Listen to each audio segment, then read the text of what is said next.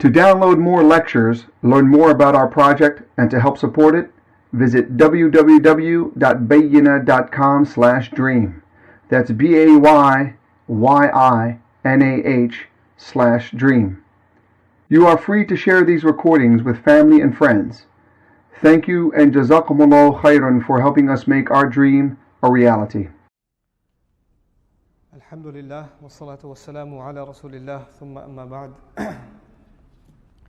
We're beginning with the 9th ayah of Surah Al-Shams, قَدْ أَفْلَحَ مَنْ زَكَّاهَا. Previously in the same series of surahs we've read قَدْ أَفْلَحَ مَنْ تَزَكَّى وَذَكَرَ اسْمَ رَبِّهِ فَصَلَّى. A few words of reminder as far as vocabulary is concerned. The word qad in the Arabic language is used for two reasons. One, to illustrate a statement that is already the case. So for example, if you say qad kharaja, it would mean he already left. He already left. So whatever is about to be stated is already the case. Another implication of the word qad in the Arabic language is certitudes, absolute certainty. So it's sort of like the function of inna that many of you are familiar with, certainly. So the two implications are there, certainly and already. Now, aflaha. Aflaha is translated commonly, he succeeded. He succeeded. But there are multiple words in the language, and as are used in the Quran for success. There's faza, aflaha, right? Najaha also. So which word, and since all of them get translated as success, there's sort of ambiguity between which one we actually want to appreciate at which occasion. The word aflaha comes from iflah, and iflah is a word used in the Arabic language for a farmer that is about to reap harvest. In other words, when the farmer, is tilling the soil and doing all this work, he has no idea if it's going to be a good year or bad year. But at the end of all of that labor, when it's time for crop season, he's called fallah. That's what the farmer is called. And that's what the word aflaha comes from. In other words, they've attained success, but this success didn't just come to them, it came after a long duration of labor. And usually when aflaha is used, you're going to find some kind of effort mentioned after it. Because you're not just going to find iflah, success doesn't just come just like that. There are some efforts that had to be made. So what are these efforts? Let's look forward, inshallah. قَدْ أَفْلَحَ مَنْ زَكَّاهَا. The one who engaged in purifying it thoroughly has already attained success. What is it in purifying it? It is the nafs. That's being talked about previously when Allah says, وَنَفْسٍ وَمَا سَوَّاهَا فَأَلْهَمَهَا فُجُورَهَا وَتَقْوَاهَا قَدْ أَفْلَحَ مَنْ زَكَّاهَا. So the one engaged in purifying it and cleansing it has already attained success. The activity of cleansing oneself, Allah calls it success. Not the one who has pure nafs. That may never happen. You and I may be engaged in the activity of trying to purify ourselves our entire lives, but we'll never get a fully pure nafs. But the one sincerely engaged in this activity, Allah calls that activity itself success. He calls that activity itself success. Then another nuance in this ayah that is a comparison between an ayah we saw before, قَدْ أَفْلَحَ مَنْ تَزَكَّى. Translation for that one would have been the one purifying himself would have, or the one who cleanses himself has already attained success. And this is a very similar translation, zakkaha. But there the word tazakka was used from tafa'ul in Arabic, tazakki. But here is zakkaha, which comes from the masdar tazkiya. It's from bab al-taf'il. And these are two different patterns in Arabic morphology. And the benefit of the patterns is, in English translation, or in English grammar at least, we say transitive and intransitive. I know this sounds very technical, I'll simplify it in a second. When you say tazakka, it refers to yourself, to cleanse yourself. For example, if I say, I bathed. Of course, it means myself, right? But if I say, I helped, then it doesn't necessarily mean myself. You're thinking, I helped someone else. So verbs in any language are transitive or intransitive. What that means is the verb seems to be affecting myself, or the verb seems to be affecting somebody else. When it's affecting myself, it's called intransitive. When it affects somebody else, it's called transitive. In Arabic, the transitive, the one that affects others, is called muta'addi. And the one that affects yourself is called lazim. Luzum wa ta'addi in Arabic grammar. Okay. Now, the reason I mentioned this is in the previous mention of قَدْ أَفْلَحَ مَنْ تَزَكَّى, there is luzum, it's intransitive, cleansed himself. But then here it's transitive. He purified, but it's not it himself. He purified it. He purified it. So the nafs is mentioned as an entity outside of yourself. It is not mentioned as you, it is mentioned something almost as though it is outside of you. And you have to think of your nafs separately from yourself. And this is a subtle reality that is alluded to in a number of places in the Quran. For example, فَأَمَّا مَنْ خَافَ مَقَامَ رَبِّهِ وَنَهَى النَّفْسَ عَنِ الْهَوَى. The one who feared standing before their Lord and forbade the nafs from desires. Allah didn't say وَنَهَى نَفْسَهُ عَنِ الْهَوَى. He forbade his nafs from desires. He said forbade the nafs, as though it is not even a part of you. So when it comes to the corruption of the nafs, you take it as an enemy inside of you that you have to fight. So it's almost you've separated yourself from this nafs. SubhanAllah, it's a profound, profound statement that is made. The word zakka or tazkiyah means to cleanse or purify. And obviously you don't clean something that's already clean. You clean something that is dirty. So the implication here is the human being realizes when Allah gave him a clear understanding and an inspiration to recognize fujuraha wa taqwaha, right? The rebellion of it and the means to protect it, the human being realizes they haven't been entirely clean their whole life. So they have to engage in the act of cleansing themselves. So this concern with self-purification, this concern of becoming a better human being, a cleaner human being, to cleanse your nafs from filth, and these are batina. In other words, they're hidden problems. Maybe your problem is anger, maybe your problem is jealousy, maybe your problem is lying, maybe your problem is cheating. Maybe your problem is ghafla, you're obsessed with entertainment. Maybe it's shamelessness, you don't guard your eyes. Maybe it's your tongue, you don't hold your tongue, you just say whatever comes in your mouth. These are all means by which your nafs gets dirtier and dirtier and dirtier.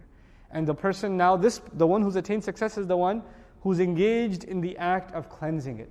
قَدْ أَفْلَحَ مَنْ تَزَكَّى. The one who engaged in this act has already attained true success. May Allah make us of them.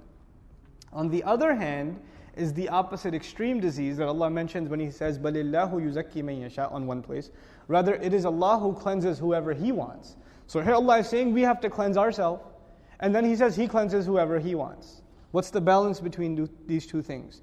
The understanding we have is none of us can actually purify ourselves.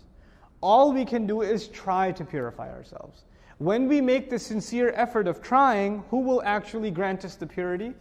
It is Allah Azza wa Jal. Okay, it is Allah Azza. But we have to take the first step and try. That is the way we balance these two statements.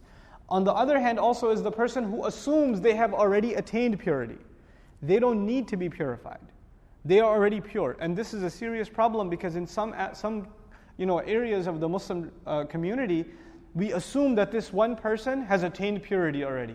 So we should go to them to make dua for us or to do whatever it is, religious counsel, not because of their knowledge, but because they are pure. They are pure, like I'm not pure, but they are. Allah Azza wa Jal says, and by the way, these people who call others to, ask them, they will somehow spiritually elevate them, etc., they consider themselves pure. They consider themselves pure. Rather, Allah says, لا تزكوا أنفسكم. Do not declare yourselves pure. He lets us know, don't declare yourselves pure. This idea of self-righteousness or having attained a certain level of iman or whatever, out of the question for us. We assume iman for each other, but we never assume iman for who? Ourselves, subhanAllah. For anybody else, you don't say, man, this guy's got such weak iman. You don't say that. You would say that he's the best iman. He has better iman than I do. But for yourself, you never ever assume that you've cleansed yourself or you've attained certain kind of level. Allah does not give us that stature, subhanAllah. So He says, قَدْ أَفْلَحَ مَنْ تَزَكَّى. By the way, who is the best of the ones who purified himself? It's the Messenger of Allah sallallahu alaihi wasallam. The ideal was already mentioned in the previous surah, وَأَنْتَ حِلٌّ بِهَذَا الْبَلَدِ. The reference to the most pure has already been mentioned in the previous surah. When the Messenger of Allah sallallahu alaihi wasallam used to recite this ayah, there are several narrations that he would make a dua. I'm going to recite to you not all of the versions, but the longest version of them. Allahumma inni a'udhu bika min qalbin la yakhsha. O Allah, I seek your refuge from a heart that refuses to fear, that feels no fear. Wa min nafsin la tashba'. And I seek your refuge from a nafs, a conscience that is never fulfilled. Meaning it's always running after more things, it's never tranquil, it's never satisfied. وَمِن دَعْوَةٍ لَا يُسْتَجَابُ لَهَا, and I seek your refuge from a prayer that is not going to be answered. Meaning you're asking Allah Azza wa Jal and it won't be answered. Allahumma ati nafsi taqwaha. Oh Allah, grant my nafs, that same thing, my conscience, grant it its protection. You know, فَأَلْهَمَهَا فُجُورَهَا وَتَقْوَاهَا. And the Messenger is asking sallallahu alayhi wasallam, grant my nafs its taqwa. Grant it this gift of wanting to protect itself. وَزَكِّهَا, and cleanse it, purify it. أَنْتَ خَيْرُ مَنْ زَكَّاهَا. You are the best, you are the one in the best position to cleanse it or to purify it. Now, خَيْرُ مَنْ زَكَّاهَا means you are the best, but you're not the only entity involved. Who has to engage in this activity first? We are, but you're in the best position to actually cleanse it. So Allah didn't just, the Messenger of Allah ﷺ didn't just say, you're the only one. But He said, you're the best to cleanse it. In other words, He put responsibility on our side too. أَنْتَ وَلِيُّهَا وَمَوْلَاهَا. You are its guarding, you are its protective and protecting friend. Meaning you are the friend, you are on the side of this nafs. Subhanallah. Now, the parallel between the sun and the nafs, remember we talked about it in the beginning of the surah? The sun, Allah gave the nafs such bright ability to cleanse itself. He put that inclination inside of it. But it can come to a point like night when it gets overcovered with darkness. And when the nafs is clean, it doesn't just benefit itself, its light goes to others. وَالشَّمْسِ وَضُحَاهَا also, its light spreads out.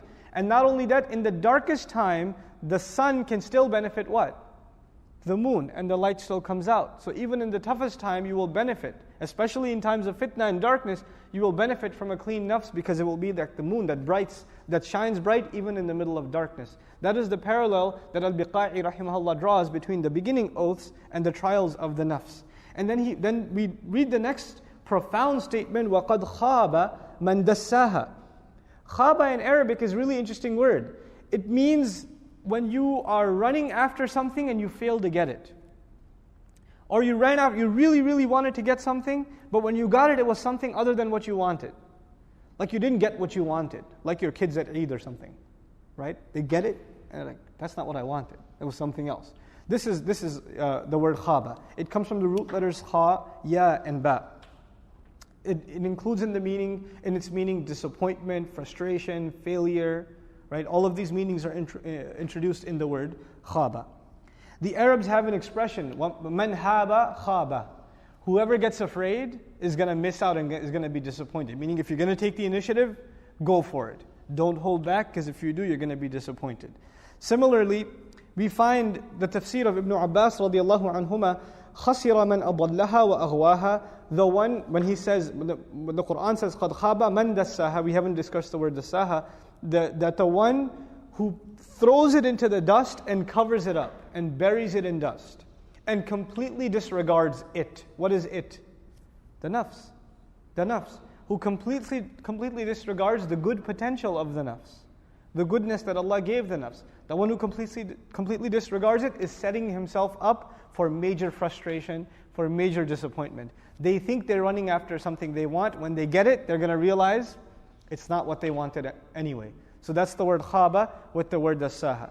Now we find خَسِرَ مَنْ أَضَلَّهَا وَأَغْوَاهَا. The one who has misled it and deluded it and confused it has only given himself utter loss.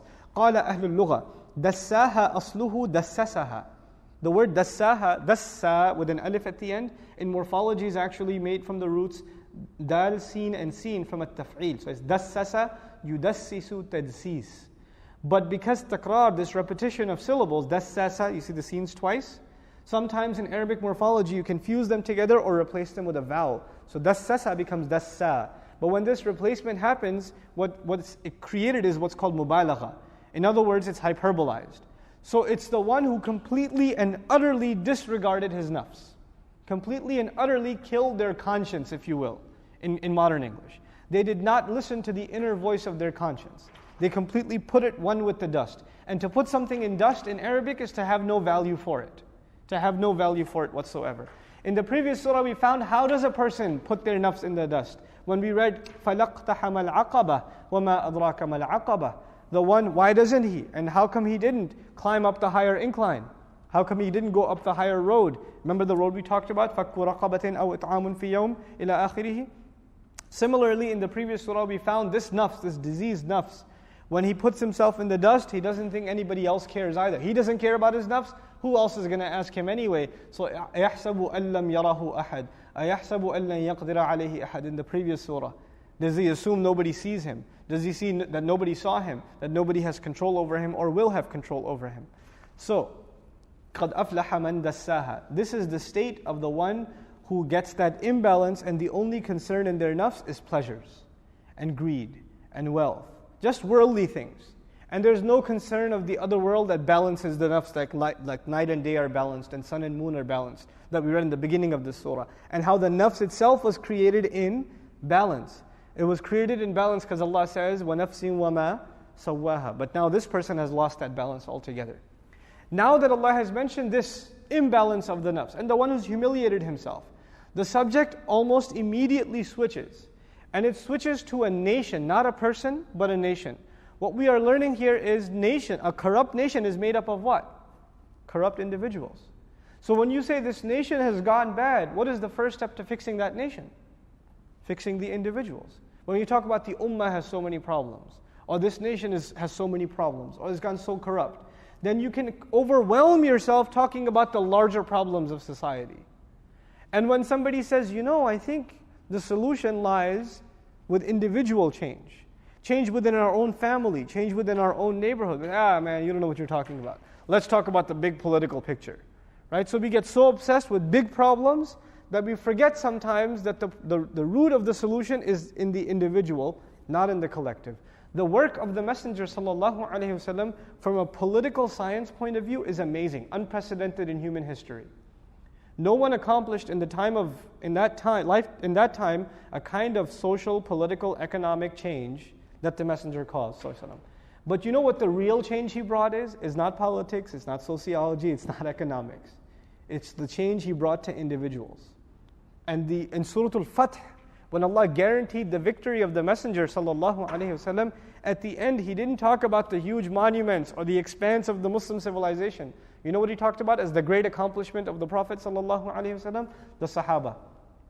That are the plants that are, they're given the analogy of plants that are put in the ground and they come out and they become strong and firm. يُعْجِبُ الزُّرَّاعَ لِيَغِيظَ بِهِمُ الْكُفَّارِ. That's the analogy of the Sahaba. That it came out, it was weak, then it became firm and it could stand on its own, and finally it became mature. This is the maturity of the companions of the Prophet ﷺ under his training. So his real contribution is producing human beings that were concerned with cleansing themselves. The previous surah found us reciting, وَالَّذِينَ كَفَرُوا بِآيَاتِنَا هُمْ أَصْحَابُ الْمَشْأَمَةِ عَلَيْهِمْ نَارٌ مُؤْصَدَةٌ. That was at the conclusion of the previous surah. Those who lie against our miraculous signs will have the curse. Right? They are the people of the ultimate curse, al-mash'ama, and they have this lid of a fire placed upon them. Awsatul bab covered it over. So they have fire and it's covered over them. But now we're going to find what's going to happen in this dunya. That's the punishment in the akhirah. This surah will be about the punishment in this dunya. Because the kafir would have heard the previous surah and said, I'll deal with it then. إِنَّهُمْ يَرَوْنَهُ بَعِيدًا. They see it very far away. They see that very far away. So Allah mentions, no, the punishment will not just be over there, it will also be over here. So the surah goes on, كَذَّبَتْ ثَمُودُ بِطَغْوَاهَا. Thamud lied against, and now I'm going to leave a blank, lied against blank as a result of their rebellion. Thamud lied against blank as a result of their rebellion. The blank here is رَسُولَهُمْ. كَذَّبَتْ ثَمُودُ رَسُولَهُمْ بِطَغْوَاهَا. The people of Thamud lied against their messenger, alayhi salam, Salih alayhi salam, because of their rebellion. But Rasulahum is not mentioned. It is not mentioned because it's understood.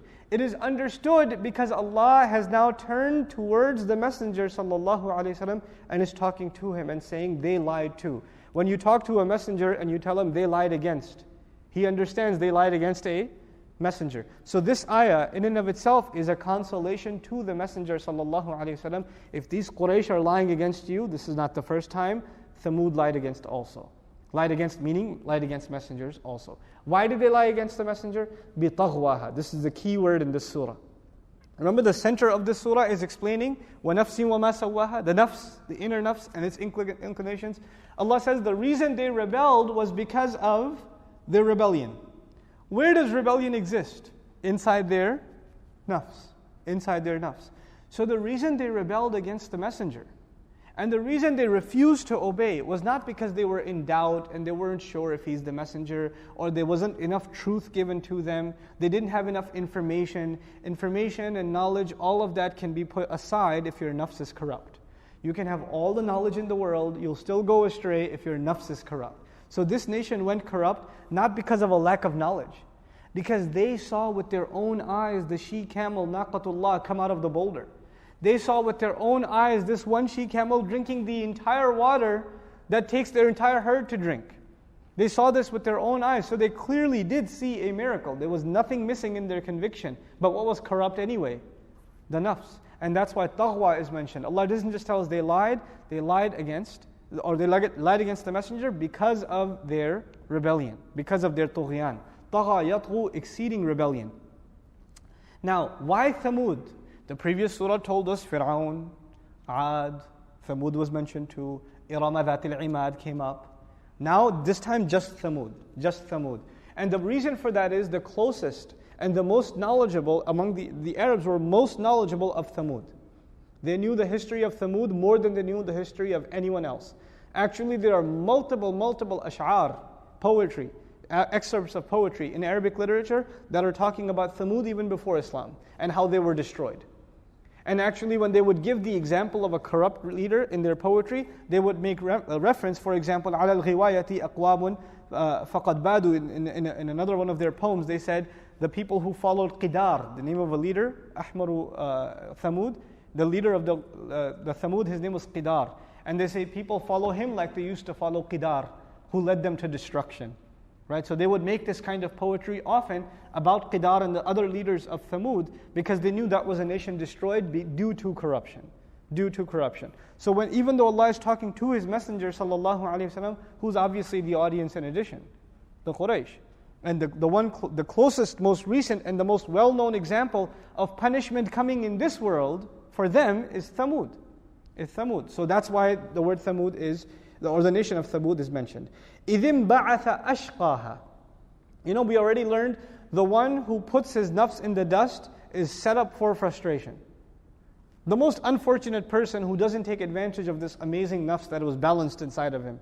Now Allah gives us an example of a horrible nafs in history who did this act. So Allah says, إِذِمْ بَعَثَ, when he rose all on his own, meaning he took initiative. Ba'atha, to rise. Imba'atha, to rise all on your own. Infi'al. He did it. He took initiative for himself. Ashqaha, the worst, the most unfortunate, the most wretched, the most wicked, the most corrupt of them when he got up on his own. In other words, they went to their leaders when Salih alayhi salam said that the she-camel, the Naqatullah, will have the drink one day, you have the other day, it'll be half, right? They said, we can't stand this. This is not going to work. So they went and complained to their leaders, but the leaders were kind of reluctant to take action. They were kind of afraid. But one of them gets up and he's like, I can handle it. And I'm going to take this on. So he gets up, and some have given his name. His name is unnecessary. Actually, his name should be forgotten, because Allah makes his name forgotten. Right? Some Mufassirun say. Right? Anyhow, so he gets up and he says, I'll take care of this problem. And he goes, and from what we're going to learn in the surah is he had a little bit of a posse too. He had a following with him also. Anyway, he goes and he slaughters or attempts to slaughter the she-camel. And the way they slaughtered it is the word aqaru, which we're going to read a little bit later on. What that means is he didn't kill it right away. He killed it so it dies a slow, painful death. In other words, he was not only being rebellious, he was being rebellious in the worst possible fashion, like making a statement, which is the word fujur in the beginning of the surah. فَأَلْهَمَهَا فُجُورَهَا وَتَقْوَاهَا. And since he is the worst of them, he did the worst possible thing. And notice, the one who will do this sort of thing obviously has no fear of consequence, right? What's going to happen? What are they going to do to me? Who's going to stop me? That sort of attitude, which has already been highlighted in the previous surah generally, when Allah says, أَيَحْسَبُ أَن لَّن يَقْدِرَ عَلَيْهِ أَحَدٍ. Has he assumed no one will have control over him? So, فَقَالَ لَهُمْ رَسُولُ اللَّهِ نَاقَةَ اللَّهِ. Then the Messenger of Allah said especially to them. Lahum is muqaddam, it's brought earlier. So especially to them means the ones who had the intention of attacking the she-camel. The Messenger alayhi salam, Salih alayhi salam, caught them in the act, said, watch out, don't do this. And how did he say it to them? نَاقَةَ اللَّهِ. نَاقَةَ اللَّهِ. Now Allah did not say Salih. Right? فَقَالَ لَهُمْ صَالِحٌ نَاقَةَ اللَّهِ. He said فَقَالَ لَهُمْ رَسُولُ اللَّهِ. Why did he say Rasulullah? Because who's listening? The Quraysh are listening. They may not care about Salih, but who will they care about? What message still resonates? The phrase Rasulullah, because it applied to Salih then, alayhi salam, but it applies to Muhammad sallallahu alayhi wasallam now. We're learning here, this is not just a story, this is a message for now. They were destroyed, you're being threatened. They were destroyed, and their destruction is a threat for you, ya Quraysh. Okay. Now, naqatallahi, the fatha on naqata, that fatha makes it mansoob, the nasab state in Arabic grammar. And there are 16 reasons for which a noun, an ism, can be mansoob. One of them is at-tahdhir. At-tahdhir. What that means is, I'll give you an example. That fatha at the end, I'll put it in simple English. If I say, for example, to my wife, make sure the house, the doors are locked and the windows.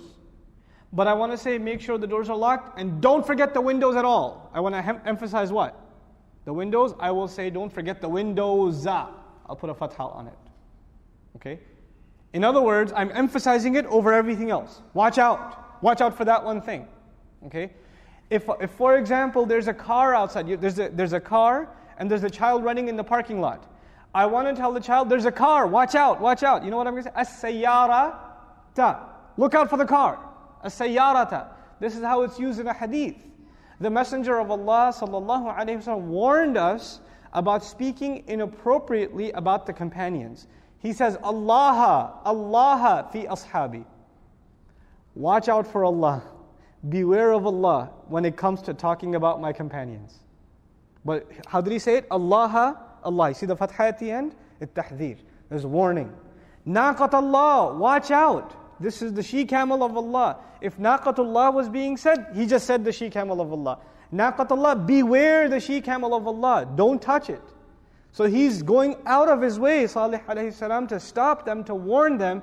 They don't realize the consequences of what they're going to do. Remember, the one who puts his nafs down is setting himself up for disappointment? Right? They're running after something, but when they get it, they're going to realize that was a bad idea. That's what's being explained to us here with a practical example. So the general lesson was given, now the example is being given.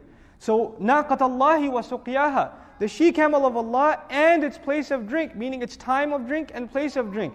Watch out, don't violate either of these things. You better realize how serious this crime is going to be. But do we find that these people took that warning seriously? فَكَذَّبُوهُ. Then they lied against him. Now the him is mentioned, meaning Salih alayhi salam is mentioned.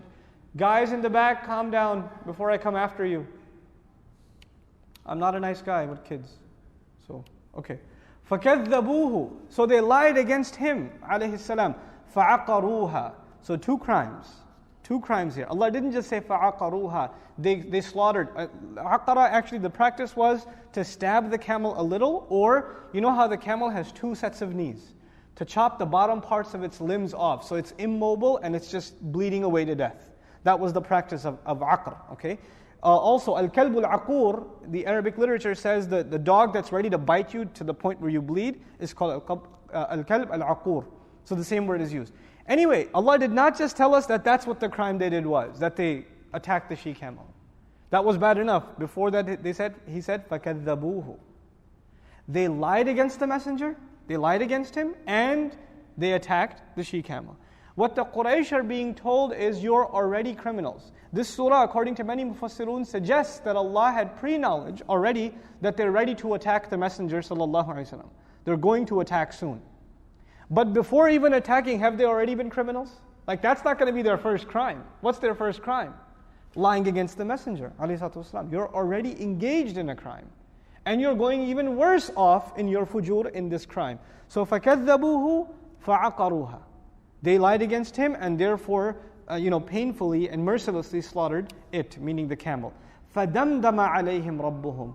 Damdama in Arabic is to destroy, but to pound something or someone into the ground so much that they become one with the ground. That they become immersed in the ground. We don't see that. We've never seen something like that. You see something like that maybe in cartoons. Like when a robot smashes something into the ground, there's a hole in the ground and it goes inside, that's damdama. To crush until it becomes completely immersed into the ground, sunk into the ground. فَدَمْدَمَ عَلَيْهِمْ. So that's what Allah Azza wa Jal did to them. He completely crushed them and pounded them. Their Lord pounded them, their Master pounded them. And the word Allah is not used, Rabbuhum is used, to suggest that He had control over them all along. He was their Rabb all along. But He let them have this stretch to see if they would come back, and if not, then the punishment was always there. فَدَمْدَمَ عَلَيْهِمْ رَبُّهُمْ. Then He says, بِذَنْبِهِمْ. Because of what? They lied because of their rebellion. They got crushed completely because of بِذَنْبِهِمْ. Dhanb in Arabic means sin. But the Quran uses about 10 different words for sin. Dhanb specifically comes from dhanab, which is the tail of an animal. Okay? A tail of an animal in and of itself isn't bad, but its consequences are bad. What comes out of it is bad. Right?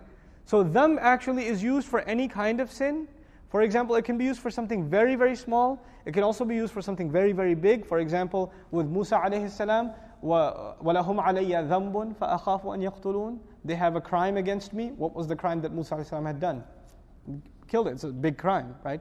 But dhanb is used there also. Dhanb is also used for something that should have made you ashamed, that led you to embarrassment. That's also dhanb, because the tail is a place of embarrassment, right?